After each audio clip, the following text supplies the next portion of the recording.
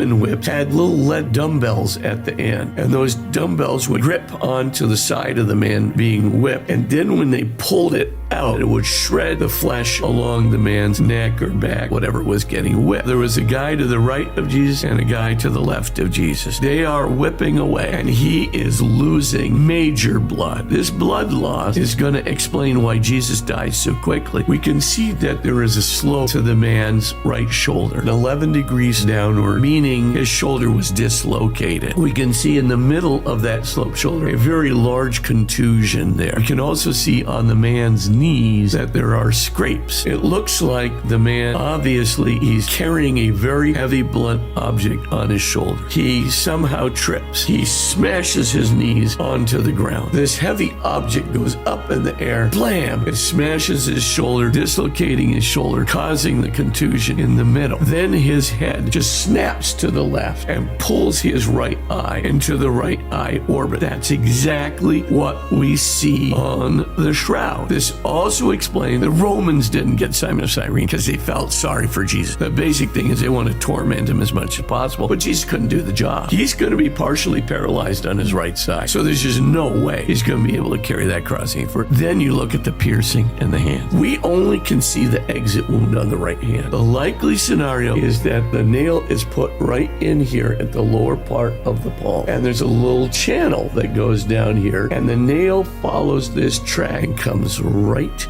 out there, exactly at the angle of the exit wound in the man's hand. The amount of pain, because there's a complex of nerves. So when you're hanging there, your diaphragm is fully distended. You're not going to be able to breathe. You got to pull yourself up. Ripping against your own flesh. Ripping against your flesh. And by the way, this guy was not nailed to a little ledge on the cross. His foot is literally nailed to the wood of the cross. A man in that shroud definitely was crucified with a crown of thorns. And not only that, the thorn that was used in the crown is called a Syrian Christ thorn, a very long curved thorn that embeds itself, penetrates into the nerve in the skull, and was terribly painful. The body that lay in that tomb was crucified in exactly the way described in the gospel narrative. No question in my mind about it.